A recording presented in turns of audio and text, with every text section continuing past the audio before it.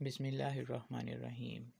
السلام علیکم دوستو، اردو آڈیو بکس چینل میں آپ کو خوش آمدید کہتے ہیں۔ اکبر نامہ کے 16ویں حصے کے ساتھ آپ کی خدمت میں حاضر ہیں۔ اکبر راہ حق کی تلاش میں۔ ابتدائی مرحلہ بدایونی بیان کرتا ہے کہ ابو الفضل اور مبارک ان افراد میں پیش تھے جنہوں نے اکبر کو سنی ازم سے منحرف کرنے میں اہم کردار ادا کیا تھا۔ چونکہ مبارک فیملی کے ساتھ اکبر کے نزدیکی روابط استوار تھے، لہٰذا وہ ان کے اثر و نفوذ سے اپنا دامن بچانے میں کامیاب نہ ہو سکا۔ لیکن یہ کہنا بیجا ہوگا کہ مبارک فیملی نے ہی اکبر کو نئے افکار سے روشناس کروایا تھا، کیونکہ اکبر بذات خود نئے افکار اپنانے کی راہ پر گامزن تھا، اور مبارک فیملی کے روپ میں اسے ایسے افراد میسر آئے جو اس کے خیالات اور افکار سے مطابقت رکھتے تھے، کیونکہ اکبر ان کا آقا تھا اور وہ اس کے خادم تھے۔ وہ بذات خود اکبر کو افکار کی تبدیلی پر مائل کرنے پر قادر نہ تھے۔ ابو الفضل 1574 میں شہنشاہ کے دربار سے وابستہ ہوا تھا، جبکہ شہنشاہ اس سے پیشتر ہی اپنی بے دینی کے کئی ایک ثبوت پیش کر چکا تھا۔ 20 برس کی عمر میں وہ روحانیت سے ناآسودہ دکھائی دیتا تھا۔ عملی سطح پر 1562 میں ہی اس نے شکست خوردہ دشمن کے خاندانوں کو غلام بنانے کے عمل سے کنارہ کشی اختیار کر لی تھی۔ 1564 میں اس نے جزیہ کا قانون بھی منسوخ کر دیا تھا۔ اس نے راجپوتوں سے مصالحت کی غرض سے 1562 میں راجپوت شہزادیوں سے شادی رچانی شروع کر دی تھی اور اعلیٰ عہدوں پر راجپوتوں کی تقرریاں کرنا شروع کر دی تھی۔ جبکہ اس نے گجرات کی بغاوت کو کچلا، اس وقت اس کی فوج میں ایسے اعلیٰ افسران کی بہتات تھی جو کہ ہندو تھے۔ آغاز میں ذاتی طور پر اکبر ایک ایسا حنفی تھا جو اپنے مسلک پر اپنے عمل درآمد کو ممکن بنانے میں مصروف رہتا تھا۔ اس وقت وہ اپنے مذہب پر سنجیدگی کے ساتھ کاربند تھا۔ وہ اور اس کے گرد و پیش کے لوگ 5 وقت کی نماز ادا کرتے تھے۔ 1565 میں اس نے شیخ عبد النبی کو صدر الصدور کے عہدے پر فائز کیا اور اس کو بے پناہ اختیارات سے نوازا۔ وہ بنفس نفیس شیخ کی رہائش گاہ پر جاتا اور اس کے وعظ سے فیض یاب ہوتا۔ اس نے اپنے ولی عہد کو شیخ کے اسکول میں تعلیم حاصل کرنے کی غرض سے بھی بھیجا تھا۔ وہ عبد النبی کا اس حد تک احترام کرتا تھا کہ اس کے جوتے اٹھا کر اس کے پاؤں کے قریب رکھتا تھا تاکہ وہ ان کو پہن سکے۔ اس نے عبد النبی اور دیگر علماء کو یہ اجازت فراہم کی تھی کہ وہ شیعوں اور دیگر افراد کو اذیت سے دوچار کریں، اور اس میں سے کچھ کو موت کے ہمکنار بھی کر دیا تھا۔ وہ ہندوؤں کو زبردستی دائرہ اسلام میں داخل کرنے کے حق میں بھی تھا۔ ایک روز سکری کے قریب شکار کھیلتے ہوئے وہ خواجہ معین الدین چشتی رحمۃ اللہ علیہ کی شان میں پڑھے جانے والے قصیدے سن کر از حد متاثر ہوا، اور اس نے خواجہ معین الدین چشتی رحمۃ اللہ علیہ کے دربار پر حاضری دینے کا فیصلہ کیا۔ 14 جنوری 1562 کو وہ اجمیر شریف روانہ ہوا تاکہ خواجہ معین الدین چشتی اجمیری رحمۃ اللہ علیہ کے مزار مبارک پر حاضری دے سکے۔ اگلے 17 برس کے دوران وہ ایک برس میں کم از کم ایک مرتبہ ضرور خواجہ معین الدین چشتی رحمۃ اللہ علیہ کے مزار مبارک پر حاضری دیتا تھا۔ شہزادہ سلیم کی پیدائش کے بعد 1569 میں بھی وہ شکرانے کے طور پر خواجہ معین الدین چشتی رحمۃ اللہ علیہ کے مزار مبارک پر حاضر ہوا، اور اس نے سکری تا اجمیر کا سفر پیدل طے کیا تھا۔ اکبر بیٹے کے حصول کی خاطر پیروں اور فقیروں سے دعائیں بھی کرواتا رہا تھا۔ سلیم کی ولادت کے نزدیک بھی اس نے ایک درویش سے دعا کرائی تھی، بقول جہانگیر۔ اس درویش نے سکری گاؤں کے نزدیک ایک پہاڑی پر اپنی خانقاہ بنا رکھی تھی۔ شیخ نے اکبر کو مطلع کیا کہ شہنشاہ کے ہاں 3 بیٹے جنم لیں گے، اور اس نے شہنشاہ کو یہ اجازت بھی فراہم کی کہ پہلے بیٹے کا نام سلیم رکھا جائے۔ یہ نام شیخ کے نام سے مطابقت رکھتا تھا۔ جب راجپوت ملکہ جو کہ راجہ بہاری مل کی بیٹی تھی، اس کے ہاں ولادت کی گھڑی آئی تو اکبر نے اسے شیخ کی خانقاہ کی طرف روانہ کر دیا، جہاں پر 30 اگست 1569 کو اس کے ہاں ایک بیٹے نے جنم لیا۔ اس بیٹے کو نہ صرف سلیم کے نام سے نوازا گیا، بلکہ شیخ کو خراج تحسین پیش کرنے کی غرض سے اکبر ہمیشہ اسے شیخو بابا کے نام سے پکارتا تھا۔ 7 جون 1570 کو اکبر کی ایک اور بیوی نے اکبر کے دوسرے بیٹے مراد کو جنم دیا۔ اسے پہاڑی کے عرف سے نوازا گیا کیونکہ اس نے بھی سکری کی پہاڑی پر جنم لیا تھا۔ اس کے تیسرے بیٹے نے 9 ستمبر 1572 کو اجمیر میں شیخ دانیال کے گھر میں جنم لیا، اور اس کا نام بھی دانیال رکھا گیا۔ چونکہ سکری اکبر کے لیے ایک خوش قسمت مقام ثابت ہوا تھا، لہٰذا اکبر نے اسی کو اپنا نیا دارالحکومت بنانے کا فیصلہ کر لیا۔ 1575 میں اکبر نے یہ فیصلہ کیا کہ ایک امیر الحج مقرر کیا جائے جو حاجیوں کو مکہ شریف لے کر جائے۔ اس سے قبل کسی بھی حکمران نے ہندوستان سے سالانہ کاروان حج کی روانگی کا بندوبست نہ کیا تھا، اور نہ ہی کسی نے ضرورت مند افراد کو سرکاری خرچہ پر حج کروانے کی سہولت مہیا کی تھی۔ اس سے اگلے برس شہنشاہ نے بذات خود بھی حج کی سعادت حاصل کرنا چاہی، لیکن اس کے درباریوں نے اسے اپنے اس ارادے سے باز رہنے کا مشورہ دیا۔ اس موقع پر جو حج افسر کاروان حجاز کے ساتھ روانہ ہو رہا تھا، اس کو 6 لاکھ روپے اور 12,000 ہلتیں عطا کی گئیں تاکہ وہ ان کو مستحق افراد میں تقسیم کر سکے۔ لیکن 1579 میں اس عمل سے کنارہ کشی اختیار کر لی گئی، کیونکہ تحائف مستحق افراد تک نہ پہنچتے تھے اور انتظامی افسران کی ملی بھگت سے غیر مستحق افراد کی جیبوں میں چلے جاتے تھے۔ عبادت خانہ۔ اس دوران نوجوان شہنشاہ کی روح بے چین رہی، اسے مذہبی تحقیق اور مذہبی سوالات کے جواب درکار تھے۔ 1561 اور 62 کے دوران بقول ابو الفضل اکبر مسلسل خدا کی تلاش میں مصروف رہا۔ اس نے جوگیوں، سنیاسیوں اور قلندروں کی ہاک چھانی اور عالم فاضل افراد سے تلاش حق کے بارے میں دریافت کیا۔ 1575 تک اس کا اندرونی ہیجان اپنی انتہا کو پہنچ چکا تھا۔ وہ تمام رات خدا کی تعریف و توصیف میں بیان کرتے ہوئے گزار دیتا تھا۔ وہ اکثر یا ہو یا ہادی کے نعرے بلند کرتا رہتا تھا۔ وہ اکبر صبح عبادت سر انجام دینے کے بعد مراقبے میں چلا جاتا، اور اسی برس کے دوران اس نے ایک عبادت خانہ تعمیر کرنے کا حکم صادر کیا، جس کا لفظی معنی عبادت کا گھر تھے، لیکن در حقیقت یہ عبادت خانہ مذہبی مباحثہ جات کے لیے استعمال ہوتا تھا۔ یہ عبادت خانہ فتح پور میں واقع شاہی محل کے ایک باغ میں تعمیر کیا گیا تھا، اور اس کی 4 عدد گیلریاں تھیں۔ اس عبادت خانے میں حاضری دعوت کی مرہون منت تھی۔ پہلے یہ دعوت نامے نامور مسلمان مذہبی افراد تک محدود تھے، اور اس عبادت خانے میں حاضری دینے والوں میں سید، علماء، شریف اور شرفاء شامل ہوتے تھے۔ اس عبادت خانے کا اجلاس جمعرات کی شب شروع ہوتا تھا اور اکثر جمعہ کی دوپہر تک جاری رہتا تھا۔ اکبر بذات خود بحث و مباحثے میں حصہ لیتا تھا اور یکے بعد دیگرے ہر ایک گروپ کے ساتھ ہم کلام ہوتا تھا، لیکن بالآخر اکبر جلد ہی اس عبادت خانے سے مایوس ہو گیا۔ اس عبادت خانے میں مدعو کیے جانے والے حضرات پہلے تو نشستوں کے حصول کے لیے برسر پیکار رہتے تھے، لہٰذا اکبر نے سید، علماء، شیخ اور شرفاء کے لیے ایک گیلری مختص کر دی۔ اس نے عبادت خانے کے حاضرین میں خوشبو کے علاوہ روپے، پیسے اور کتب بھی تقسیم کی، حتیٰ کہ عبادت خانے سے باہر موجود لوگوں میں بھی روپے، پیسے اور اشرفیاں تقسیم کی، لیکن عبادت خانے کی کارروائی بدنظمی کا شکار ہوتی چلی گئی۔ ایک شب علماء کی آپس کی تکرار کی وجہ سے اس قدر شور و غل برپا ہوا کہ اکبر نے بدایونی کو یہ ذمہ داری سونپی کہ اسے ان علماء کے ناموں سے آگاہ کرے جو ناگوار عمل کا باعث بنے تھے، تاکہ ان کو اس اجتماع سے خارج کیا جا سکے۔ بدایونی نے اپنے ساتھ والی نشست پر براجمان ایک عالم سے کہا کہ اگر میں اکبر کی ہدایات پر عمل کروں تو علماء کی اکثریت کو اس محفل سے خارج ہونا پڑے گا۔ یہ مباحثہ اس قدر بدنظمی کا شکار ہو چکا تھا کہ اس کے حاضرین ایک دوسرے کو بیوقوف اور بدعتی کہہ کر مخاطب کرتے تھے اور ایک دوسرے کے مذہبی عقائد کو تنقید کا نشانہ بناتے تھے۔ 2 نامور مذہبی رہنما ملا عبداللہ اور شیخ عبد النبی ایک دوسرے کو اپنے حملوں کا نشانہ بناتے رہتے تھے۔ عبادت خانے کے آغاز میں ہی شادیوں کا مسئلہ زیر بحث آیا۔ اس کے علاوہ برہمن کا واقعہ بھی زیر بحث آیا۔ ان دونوں امور پر بحث نے اکبر کو علماء سے دل برداشتہ کر دیا۔ بقول ابو الفضل بعد میں عبادت خانے کے دروازے مسلمانوں کے علاوہ ہندوؤں، عیسائیوں، جین مت، یہودیوں اور دیگر مذاہب کے حامیوں کے لیے بھی کھول دیے گئے۔ ان مذاہب کے لوگ بھی عبادت خانے کے مباحثے میں حصہ لیتے۔ اس صورتحال کے پیش نظر علماء مشکلات کا شکار ہو گئے تھے۔ شہنشاہ اکبر کہا کرتا تھا، وہ ایک ایسا شخص ہے جس نے انصاف کو اپنا رہبر بنایا ہے اور ہر ایک مذہب کو آزادی سے نوازا ہے۔ شاید اس طرح وہ تالا بھی کھل جائے جس کی چابی گم ہو چکی ہے۔ اس کے ساتھ ساتھ وہ ان آبائی ہندوستانیوں کی تعریف بھی کرتا تھا جنہوں نے اس کے ساتھ رسم و وفاداری نبھاتے ہوئے دنیا کی 4 بہترین اشیاء کی قربانی دی تھی۔ ان میں جائیداد، زندگی، عزت اور مذہب شامل تھا۔ بعد میں اکبر کے دین الہی میں شمولیت حاصل کرنے کے لیے متذکرہ اشیاء کی قربانی کے لیے تیار رہنا شرط اول ٹھہری تھی۔ بدایونی یہ بھی بیان کرتا ہے کہ علماء کے مابین اختلافات نے بھی اکبر کو بدعقیدہ بنانے میں اہم کردار ادا کیا تھا۔ ایک عالم کسی امر کو غیر شرعی قرار دیتا تھا، جبکہ دوسرا عالم اسی امر کو شرع کے عین مطابق قرار دے دیتا۔ اکبر نے خطبہ پڑھا۔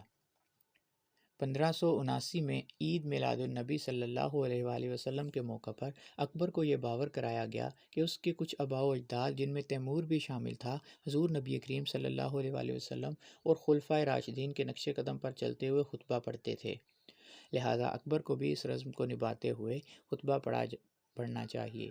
لہٰذا اکبر 26 جون 1579 کو فتح پور کی جامع مسجد میں خطبہ پڑھنے کے لیے روانہ ہوا۔ اس نے قرآن کی کچھ آیات کی تلاوت کی اور فاتحہ پڑھا اور ممبر سے نیچے اتر آیا اور نماز ادا کی۔ اکبر کو کئی ایک مذہبی معاملات پر ایک اتھارٹی کی حیثیت حاصل ہو گئی اور وہ مذہبی پیشوا بھی بن گیا۔ 2 دسمبر 1579 کو کئی ایک نامور مسلم مذہبی مفکرین نے اکبر کو کئی ایک مذہبی معاملات پر ایک اتھارٹی کی حیثیت عطا کر دی۔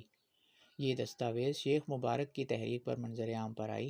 شیخ مبارک اور اس کے دونوں بیٹے علماء کے ہاتھوں کافی پریشانی کا شکار تھے۔ ان خوفناک دنوں کو یاد کرتے ہوئے شیخ مبارک کہا کرتا تھا، جب بھی کوئی سلطان تعلیم، انصاف اور مذہب کی رہنمائی کسی ایسے گروپ کے حوالے کر دیتا ہے جو اگرچہ قابل تعظیم ہوتا ہے لیکن درباری اس گروہ سے تعلق پیدا کرتے ہوئے اسے تعصب کی وادی میں دھکیل دیتے ہیں، لہٰذا اس کے نزدیک علماء کو اپنے اختیارات کے غلط استعمال سے بچانے کا ایک ہی طریقہ تھا کہ شہنشاہ بذات خود مذہبی معاملات کی ذمہ داری سنبھالے، بالخصوص ایسے مذہبی امور جو اس کی مختلف مذاہب اور مختلف نسلوں سے متعلق رعایا کی خوشحالی پر اثر انداز ہوتے ہوں۔ شیخ مبارک جون 1573 میں اپنی اس تجویز کو عملی جامہ پہنانا چاہتا تھا، جبکہ اکبر گجرات کی فتح کے بعد سکری واپس آیا تھا۔ وہ اکبر کے حضور فتح کی مبارکباد پیش کرنے حاضر ہوا اور موقع سے فائدہ اٹھاتے ہوئے اس خواہش کا اظہار کیا کہ اکبر کو روحانی سلطنت کا پیشوا بھی ہو جانا چاہیے۔ اکبر کو مبارک کی یہ خواہش بھلی لگی، لیکن اکبر نے اس کی خواہش پر اس وقت تک عمل درآمد نہ کیا جب تک علماء پر اس کا اعتماد بحال رہا، لیکن جب علماء سے اس کا اعتماد رخصت ہوا تب اس نے مذہبی پیشوا کا عہدہ سنبھالنے سے بھی دریغ نہ کیا۔ عبد النبی نے برہمن کو سزائے موت سے ہمکنار کرتے ہوئے اکبر کو صدمہ پہنچایا تھا۔ اس واقعہ کے تھوڑی دیر بعد مبارک نے فتح پور کا دورہ کیا تھا۔ اس دوران اکبر نے شیخ مبارک سے یہ دریافت کیا کہ وہ کس طرح ملاؤں پر اپنا انحصار ختم کر سکتا تھا۔ شیخ مبارک نے جواب دیا، آپ مذہبی برتری کا بھی دعویٰ کریں اور اپنے دعویٰ کو علماء سے تصدیق کروا لیں۔ چنانچہ اکبر نے اس کی نصیحت پلے باندھی اور ایک دستاویز تیار کروائی اور ایک لمبے بحث و مباحثے کے بعد نہ صرف خود اس پر دستخط کیے بلکہ ملا عبداللہ، عبد النبی، صدر جہان اور غازی خان سے بھی اس پر دستخط کروا لیے۔ اس دستاویز میں قرآن پاک کی اس آیت مبارکہ کا بھی حوالہ دیا گیا تھا جس کے تحت مسلمانوں کو حکمران کی تابعداری کی تلقین کی گئی تھی، اور یہ فرمایا گیا تھا کہ جو حکمران کی تابعداری کرتا ہے وہ در حقیقت خدا کی تابعداری کرتا ہے۔ واضح رہے کہ اس آیت مبارکہ کا ترجمہ توڑ موڑ کر پیش کیا گیا ہے۔ اس آیت مبارکہ نے اپنی دانست میں یہ ثابت کیا کہ سلطان عادل کا رتبہ ایک مجتہد کے رتبے سے بڑا ہے، لہٰذا اکبر ایک دانشور ترین اور خوف خدا رکھنے والا حکمران ہے اور وہ درجہ ذیل اختیارات کا صحیح حقدار ہے۔ اگر کسی مذہبی معاملے میں علماء اکرام کے مابین اختلاف رائے سر اٹھائے تو شہنشاہ کسی ایک رائے کو درست مانتے ہوئے اس کے حق میں ڈگری جاری کر سکتا ہے، اور اس کا یہ عمل قوم کے مفاد میں تصور ہوگا اور ایک سیاسی حل تصور ہوگا۔ شہنشاہ ایک نیا حکم نامہ جاری کرنے کا مجاز ہوگا، اور یہ حکم قرآن پاک کی کسی آیت سے مطابقت رکھنے کے علاوہ قوم کے حقیقی مفاد میں بھی ہونا چاہیے۔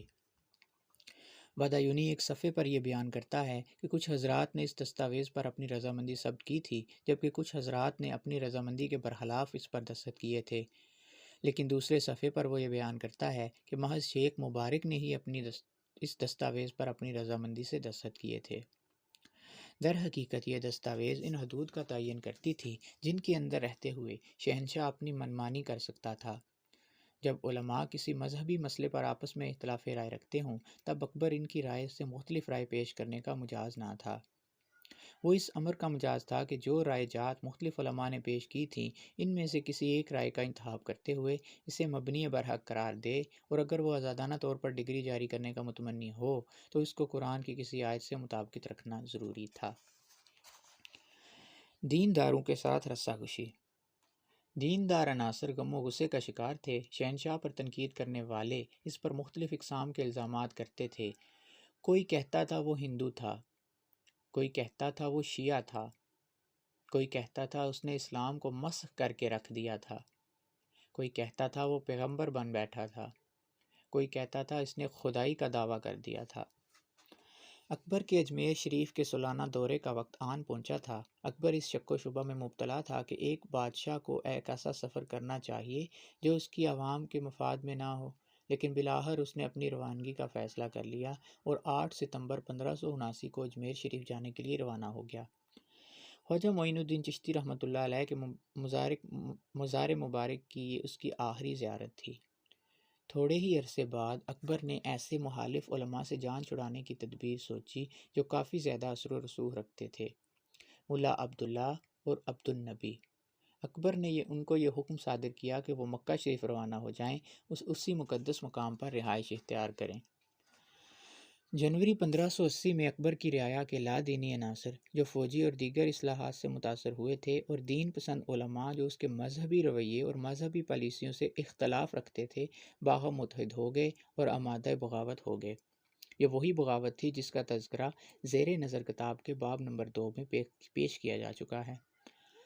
اس سے اگلے ماہ اکبر کے علم میں یہ بات آئی کہ ابو تراب امیر الحج اپنے ہمراہ ایک ایسا پتھر لا رہا ہے جس پر حضور نبی کریم صلی اللہ علیہ وآلہ وسلم کے پاؤں مبارک کا نقش ثبت تھا۔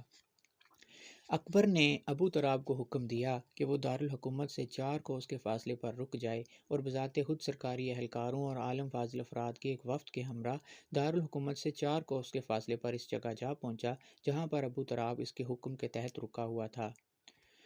اب اکبر نے ابو تراب سے مذکرہ پتھر حاصل کیا اور فتح پور تک وہ اور اس کے وفد کے ارکان باری باری اس پتھر کو کندھے پر اٹھاتے رہے۔ اکبر بخوبی جانتا تھا کہ اس پتھر پر نقشے پا حقیقی نہ تھا، لیکن اس نے لوگوں کو متاثر کرنے کے لیے یہ تمام ڈھونگ رچایا تھا۔ اسی ماہ کی 28 تاریخ کو شہنشاہ نے پہلے جے سوٹ مشن کے دربار میں استقبال کیا۔ مشرقی صوبہ جات کے علماء نے بے اطمینانی دیکھنے میں آئی۔ اکبر نے ان کی مدد معاش پر قدغن لگا دی تھی اور وہ اکبر کی مذمت کر رہے تھے۔